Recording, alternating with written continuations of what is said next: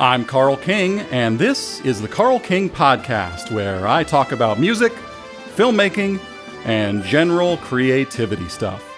To support this podcast, head over to patreon.com/carlking and join for just $1 or $5 per month. Special thank you to my illusionist $51 a month level patrons, both Hank Howard III and Chubode. Quick shout out to my music endorsements, Vienna Symphonic Library, Fractal Audio, Ernie Ball Strings, Toontrack, and Millennia Media. All 5 of those companies make amazing musical gear that I love to use. Now let's prepare to get started. In this episode of the Carl King Podcast, we've got 2 film reviews, a feature segment on something called 10 Myths About Introverts, and an album of the week.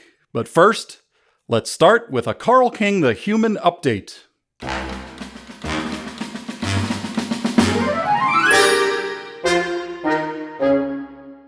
If you're watching the video version of this podcast on YouTube, you'll notice a change in my appearance. As you can see, I have grown a huge, thick, long beard, and also now have gigantic muscles.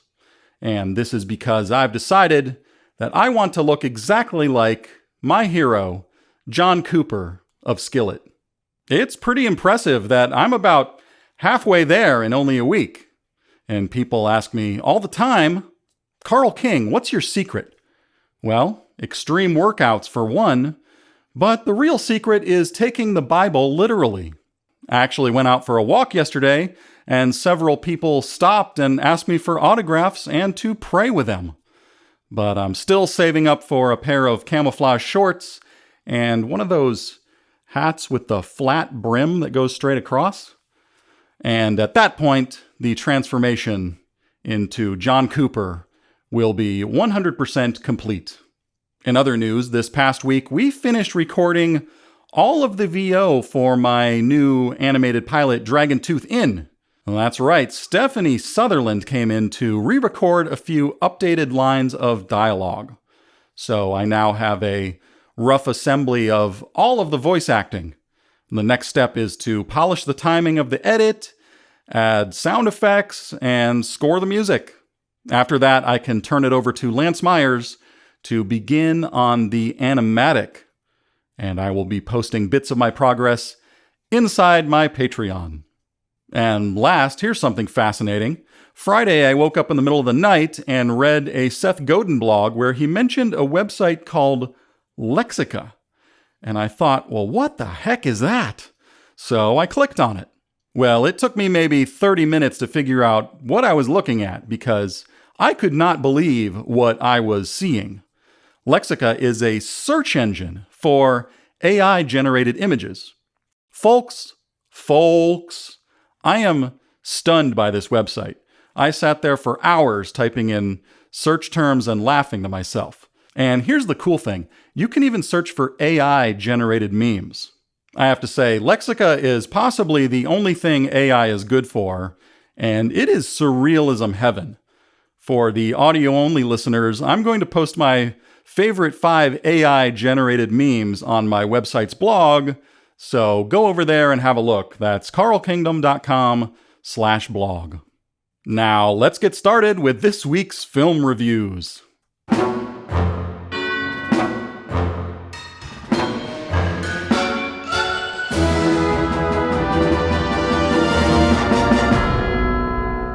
First up, we have Thor, Love and Thunder. Now here's a question. How the heck should I review a movie or film that I don't like? And more importantly, what is the purpose of reviews? Well, here are 3 purposes I can think of. Number 1, marketing, to sell the movie. Number 2, socializing, like, hey, did you see that new Thor movie? And 3, to learn, improving our own filmmaking skills. Well, I don't work for Disney. Disney actually works for me part-time.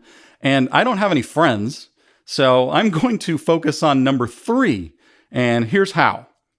As a filmmaker myself, I'm fascinated by analytical deconstructions.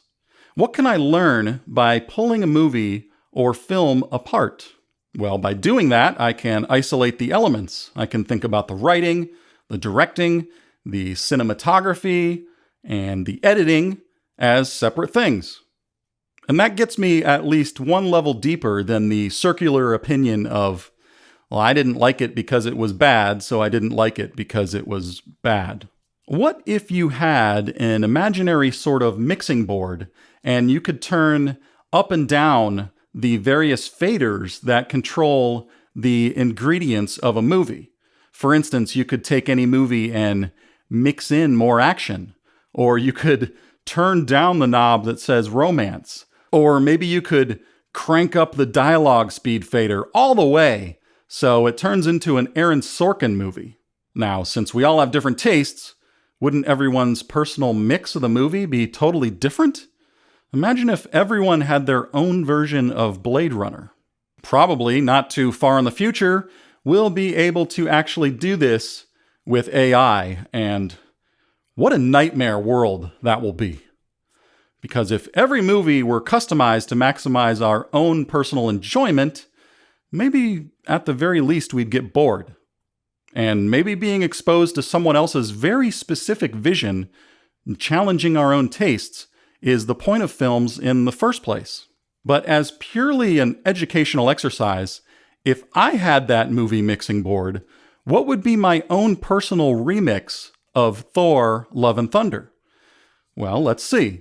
Now, first of all, I have to say that I love the sort of humor that goes too far, making the same unfunny joke so many times that you laugh yourself to death. Anti-humor, as it's called. Being intentionally not funny to where it somehow becomes funny. And Andy Kaufman did a lot of that. And I've seen Brendan Small do comedy sketches at The Tomorrow Show that go on for way too long, but that's what I was there for. However, I don't think that level of anti-humor was appropriate for a Thor movie. So if I could remix it, I would turn the anti-comedy fader down by about 25 or 50%, because the thing with the screaming goats, that actually got on Carl King's nerves. Now, if it were a Tim and Eric movie, fine, turn up those screaming goats even more. Make them scream nonstop for 3 hours. I would totally watch that and laugh the entire time. Overall, there was a looseness to the comedy. It felt almost experimental to see how far they could take it. And it definitely went to crazy town, as UCB would call it. And I would have pulled that element back for my own personal Thor movie tastes. I actually prefer the amount of comedy in the previous movie, Thor Ragnarok, which is my 17th favorite movie of all time. Folks. Now, I'm no master of comedy, but it seems like there should be more time spent on the setup part of the jokes and fewer punchlines, because this movie almost didn't get a break from all the punchlines. It's hard to break expectation and get a laugh when you don't establish the base reality. Whether or not you like or support the existence of Dave Chappelle, he is a master of getting very serious and then making you forget he's a comedian before breaking all of that tension with a punchline. And I would have done more of that if I were in charge of this movie. But that's just me. No one's giving Carl King $250 million to make a movie. I also want to talk about that opening scene with Christian Bale playing a dude named Gore, which rhymes with Thor. Anyway, that scene was right out of a classical tragedy. I was totally sucked in because this is the kind of heavy stuff that I want to see. There was barely any dialogue, it was slow, and they were suffering. It's like watching a Robert Eggers film. It's exactly my kind of thing. And then I started getting nervous. I was like, oh man, I hope the rest of the movie is like this. Please let it stay slow and heavy and dramatic.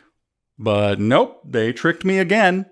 After a disjointed heavy metal rendition of the Marvel theme music, it goes straight into a backstory montage narrated by a character named Korg, the voice of Taika Waititi himself.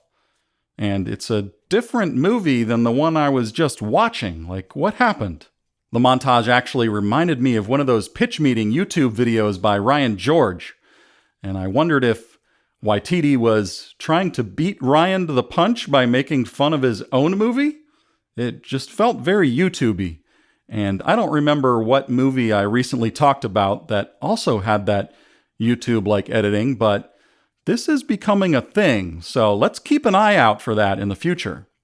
So that change in tone was disorienting to me, almost as if they had shot multiple movies and glued them together somehow.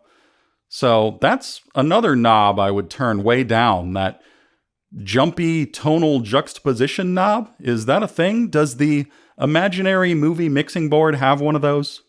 After that, there's an action scene, and it very much looked like a video game, as in the cinematography didn't look realistic. And here's why I think that was. Well, aside from the fact that most of it was computer graphics, the shots could have used more depth. Specifically, it can help to put more objects into the extreme foreground. Instead, it was mostly middle ground and far background, which gives it a flat people in front of green screens look like the Star Wars prequels. So that's what Carl King would do. Push up that cinematography depth fader. And then we have another tonal non sequitur jump back to Natalie Portman's character and introducing her situation, which was more in line with the heavy drama of the opening scene. Well, good. Now we're back in serious film territory, right? So this movie does deal with serious dark topics, but it leaps to zany whoopee cushion slapstick stuff, and it stays there for a long time. Like, it really felt like two movies made by two different people. So I would stick with a more narrow tonal range. Maybe what our mixing board needs is a tonal range compressor. So I think that would be my biggest change to Thor Love and Thunder on the Carl King imaginary movie mixing board for my own personal monitor mix. But still, Taika Waititi is incredible, and I look forward to what he does next. Up next, we have another David Cronenberg masterpiece, The Fly from 1986. It's starring Jeff L. Goldblum from Laverne and Shirley and Gina Davis. Some of you might remember her from her work on Knight Rider. It's true, both of them were established television actors who took a big risk and made the leap to the big screen just for this film. And it looks like it paid off for both of them because they even got married to each other, coincidentally. And I looked this up, and the music for The Fly was scored by a guy named Howard Shore. You know, I'll never understand directors who change composers for every film. It's like just when you start to develop a creative shorthand, it's on to the next young hotshot. So if I were Cronenberg, I would have stuck with the composer either from Scanners or Videodrome. I can't remember their names, but Howard Shore did a decent enough job. The film begins with an establishing shot of a fundraiser/cocktail party put on by Bartok Science Industries. And it's a big, wide shot from above. But here's what confused me. There's nothing in the air, nothing hanging from the ceiling. It's just a huge empty space. And I'm thinking to myself, why is the ceiling so high in this place? Usually for a fancy public event like that, you would expect some kind of fancy lighting or art installation or an elaborate chandelier. Because I went back and watched 19 other movies, and sure enough, all of their establishing shots of fundraiser/cocktail parties had fancy stuff hanging from the ceiling. And I'm putting a link to those other 19 films along with still frames in the show notes. Also, did anyone else notice that there was no diegetic music playing in the place? Because normally you'd want to hire a string quartet for that sort of event. It definitely wasn't very cheerful. Now let's talk about the most controversial and politically problematic aspect of this film, which was Jeff L. Goldblum's alpha male behavior. So in the first scene, he gets a female reporter that he just met to drive him out to his sketchy warehouse, which is pretty bold, but it's also classic Goldblum. So listeners, I'm asking you, do you think it's more alpha male to make a woman drive you around? Or is it more alpha male to be the driver? Let me know in the comments. Also, he shows more of that classic alpha male behavior on the way there by getting car sick. And we almost had some Cronenberg body horror right out of the gate. So the two of them walk into his creepy warehouse / science lab, and this film turns into a borderline musical. Jeff L. Goldblum seriously sits down and shreds arpeggios on his piano. But then he stops and gets up and makes her that cappuccino he promised her. But here's the problem. I'm surprised that with all of his alpha male training, he didn't just kick back and wave his hand and make her play the piano and make him a cappuccino. She is quickly getting bored, so he shows off his telepods. And she thinks that they are phone booths. But that actually makes perfect sense that she would think that they were phone booths. I mean, they are called telepods, which is what everyone called phone booths back in the 80s. Plus, they look exactly like phone booths. And it is well known that David Cronenberg blew most of the budget on that opening fundraiser cocktail party scene, so he couldn't actually afford to design futuristic-looking telepods, thus the literal phone booths. But there's one thing that I didn't understand. Why did he have that other broken phone booth under a tarp off to the side? What was the deal with that? Was it for a later plot point? Well, maybe they'll use it in the sequel if one ever gets made. Later on, Jeff L. Goldblum goes full-on toxic masculinity by doing some gymnastics moves and punching through a wooden door frame. And then he brings home a baboon and he rips off his own fingernails. What does it all mean? I don't know, but it's classic Cronenberg. I gave it 5 out of 5 stars on Letterboxd. And by the way, if you're on Letterboxd, add me. I'm Carl Kingdom over there. I'll put a link in the show notes. And now, let's move on to our feature segment.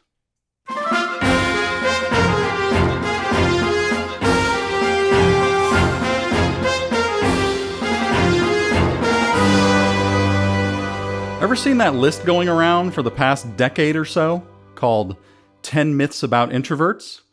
Well, Carl King is the original introvert who wrote it.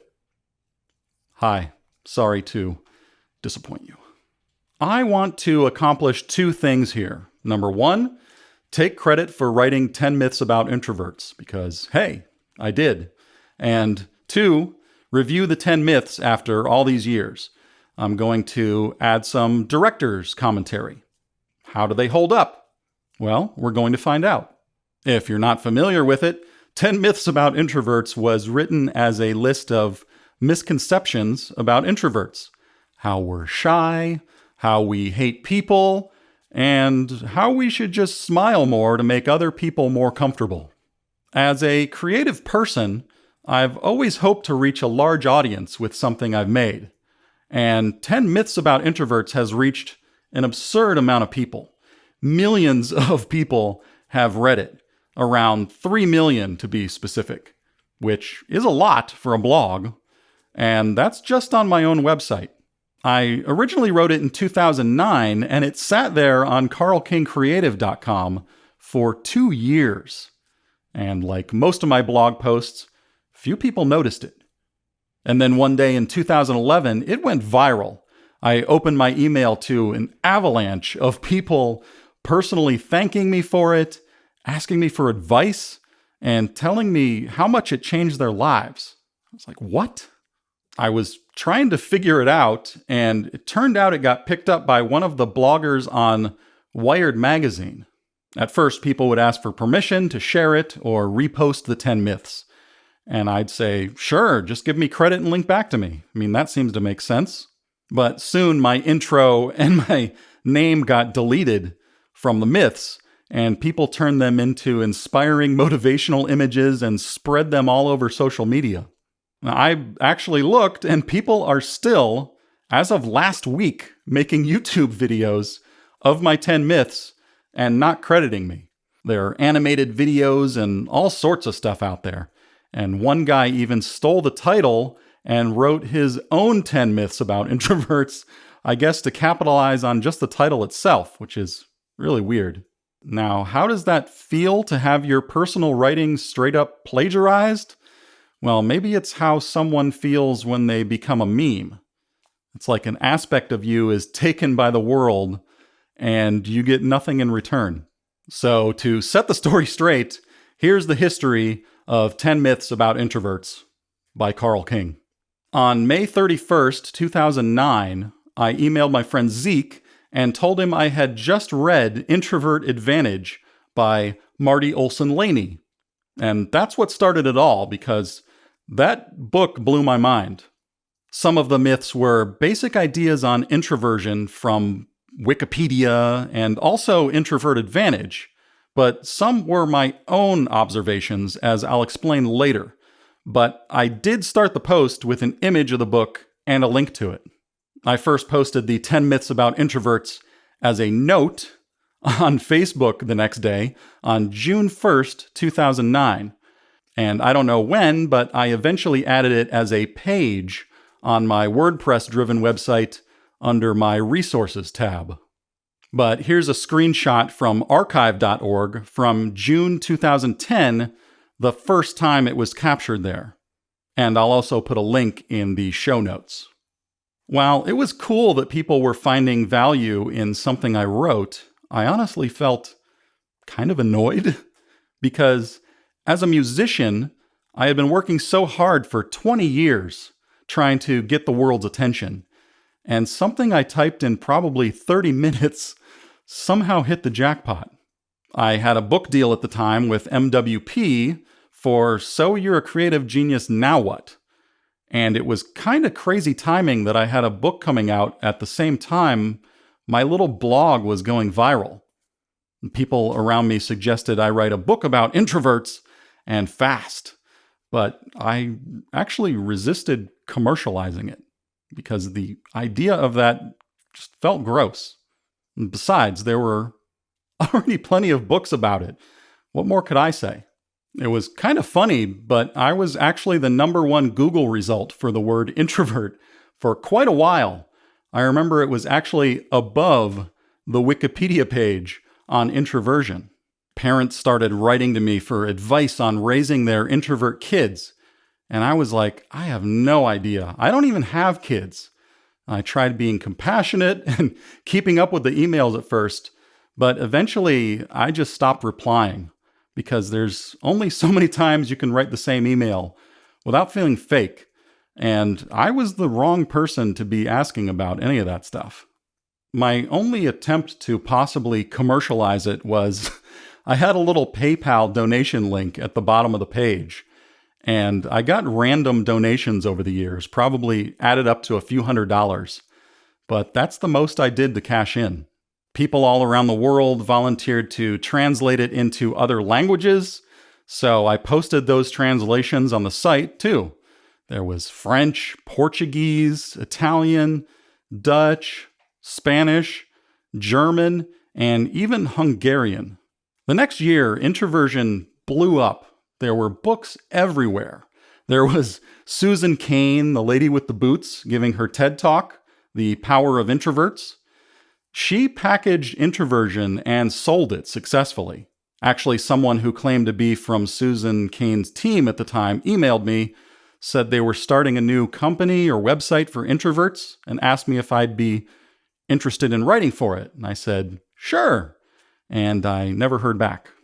And that was fine because I didn't really want to be the 10 myths about introverts guy for the rest of my life or try to make it my brand or whatever, because I had totally different big-ass creative career goals.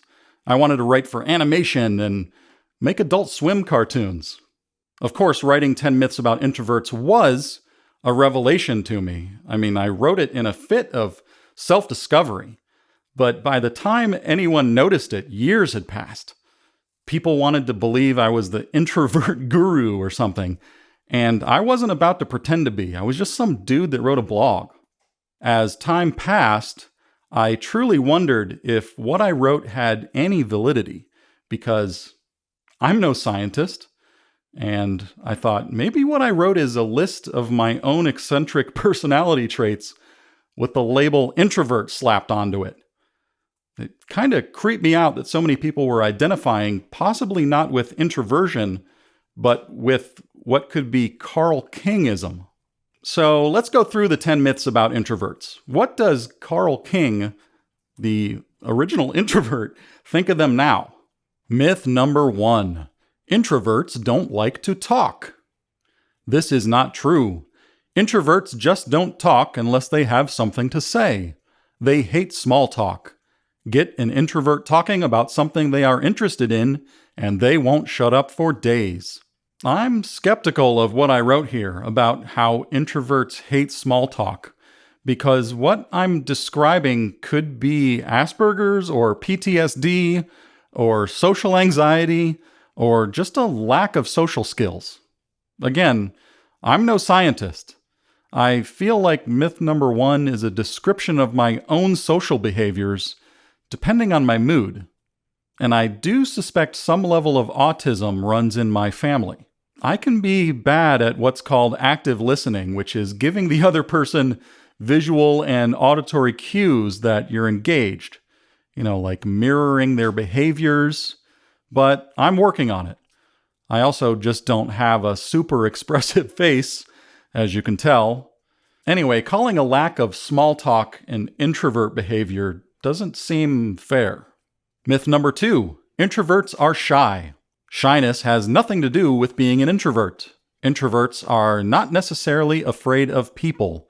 What they need is a reason to interact. They don't interact for the sake of interacting. If you want to talk to an introvert, just start talking. Don't worry about being polite. I have been called quiet and shy my whole life, and most of the time it's because I'm just observing and listening. I did grow up lacking a lot of social skills, and it still throws me off sometimes, but I think I generally do okay at this point. Being friendly to strangers is sort of a mode I've learned. So when I turn on my outgoing performance mode, it's no problem. Doing this podcast is an example of that. I can talk loudly for hours and also don't have any problem being on a stage. That is, as long as I know what I'm doing up there. Myth number 3. Introverts are rude. Introverts often don't see a reason for beating around the bush with social pleasantries. They want everyone to just be real and honest. Unfortunately, this is not acceptable in most settings, so introverts can feel a lot of pressure to fit in, which they find exhausting. So yeah, I've been called rude a lot, and sometimes I'm just so focused on a task or consumed with anxiety that I don't realize how my behaviors are affecting others. I can get hyper-focused on completing a task. To someone that hasn't spent actual time with me, it might just look like I'm very productive. But I think it's some blend of autism and anxiety driving me to get things done. And when I'm in that mode, my social skills disappear. When I come off as rude, it could also just be that I'm feeling anxious or uncomfortable in a situation. If something is nagging me, like if I need to go to the bathroom, I have a hard time taking my mind off of it. Plus, I have an angry-looking face, so people always think something is wrong, like I must be in a really bad mood, when I'm actually just over here daydreaming about drum solos. Myth number 4. Introverts don't like people. On the contrary, introverts intensely value the few friends they have. They can count their close friends on one hand. If you are lucky enough for an introvert to consider you a friend, you probably have a loyal ally for life. Once you have earned their respect as being a person of substance, You are in. Geez, this thing about respect as being a person of substance sounds super judgmental. And this one was another description of my own extreme social behaviors at the time, but I don't know if that's really an introvert thing. Myth number 5, introverts don't like to go out in public. Nonsense. Introverts just don't like to go out in public for as long. They also like to avoid the complications that are involved in public activities. They take in experiences very quickly, and as a result, don't need to be there for long to get it. They're ready to go home, recharge, and process it all. In fact, recharging is absolutely crucial for introverts. Okay, this is definitely me, but here's the problem. I supposedly have PTSD, which causes me to be extremely sensitive to sound and other input. I can only take so much stimulation before my amygdala explodes. I'm especially panicky around loud sounds like cars revving or crowds screaming or loud music. My nervous system goes into fight or flight response pretty quickly. So I avoid those things, which means not going out in public much, because going anywhere drains me. But it's tough to differentiate all of these different aspects.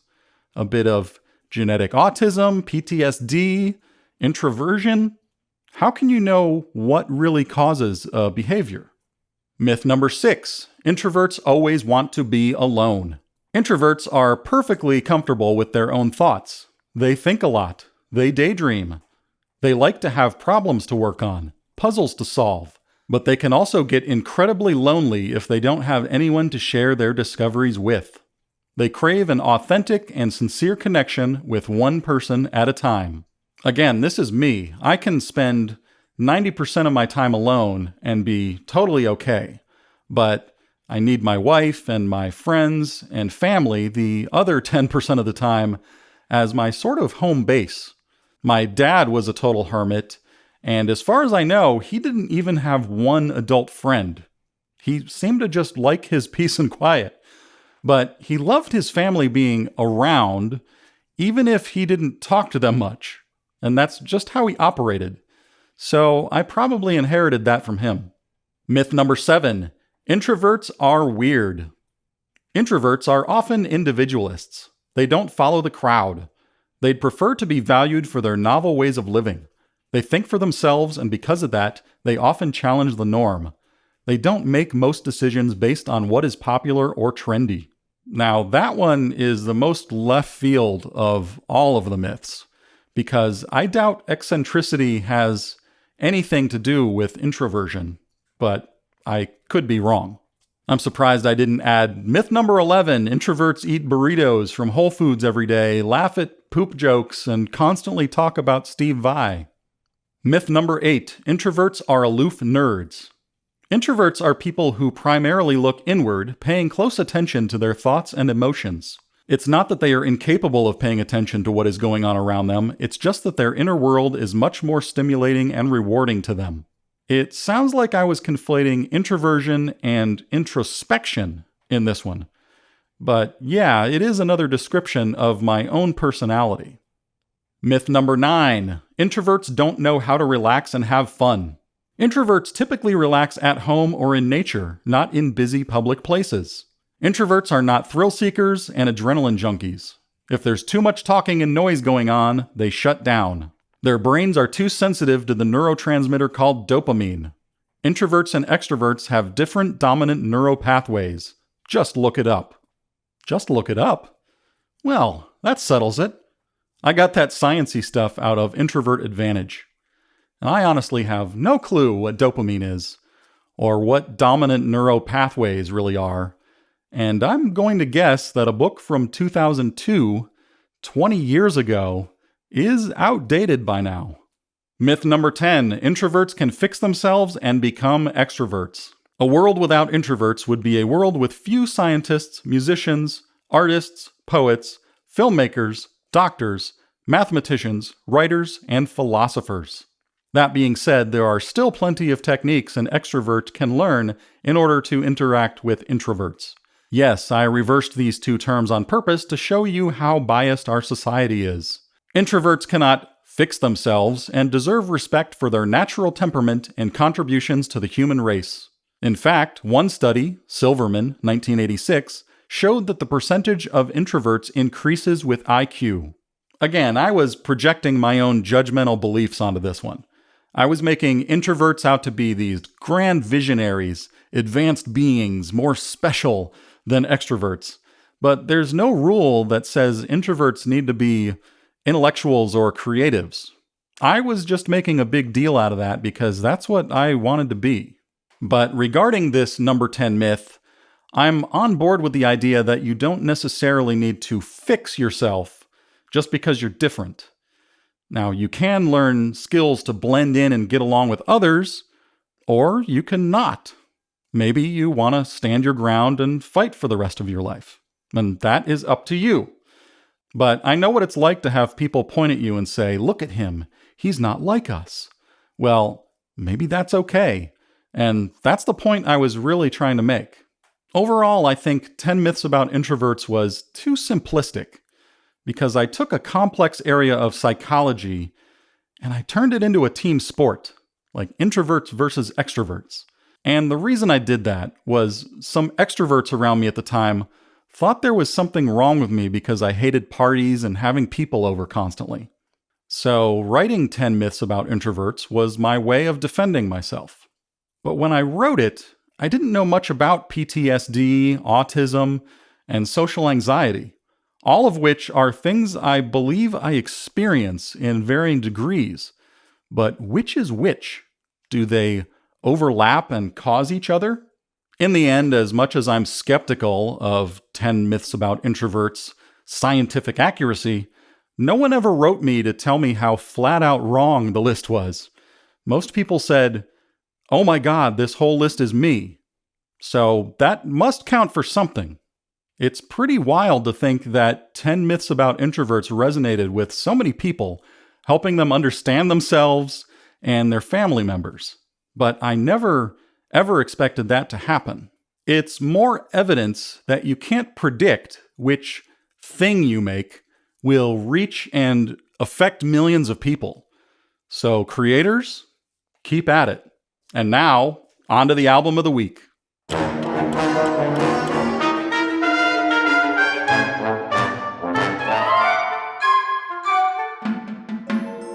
This week's album of the week is Star Trek Volume 1, Original Television Scores by Fred Steiner. If you don't know who Fred Steiner was, he was one of the original Star Trek composers. There were a few other guys like Alexander Courage, Saul Kaplan, and Gerald Fried, who I got to chat with briefly at a thing one time. But according to Wikipedia, Fred Steiner scored or conducted the music for 29 of the show's 79 episodes. He also allegedly conducted that famous arrangement you hear over the end credits. And another bit of trivia, it's also said he was an uncredited composer on Return of the Jedi. Folks, here's your assignment. Go listen to this album in whatever form you can. I like to listen on Apple Music, but I also happen to have this sucker on vinyl. It's got music from 4 different Star Trek episodes: Corbomite Maneuver, Charlie X, The Doomsday Machine, and Mud's Women. 3 of those are from 1966, and 1 is from 1967. I love this score, and it's a huge influence on my orchestral music writing. 60s Star Trek is the exact sound and style I'm going for, because it's atonal and fun, and it has melodramatic swells and quirky pitch percussion. I grew up hearing this music and the music of Twilight Zone by Bernard Herrmann on my little bedroom TV. But whatever you do, don't listen to this album in your car, because you will miss out on all the cool details. You gotta sit down, put on some headphones. Treat it like you're in a museum, because that's what this music deserves. By the way, I did a recreation of the Corbomite Maneuver, the cue called Radiation, and I had to do it all by ear since I didn't have the musical notation, And what a learning experience that was. You can hear it on YouTube, by the way. I will check with my team and see if we have the ability to put a link in the show notes.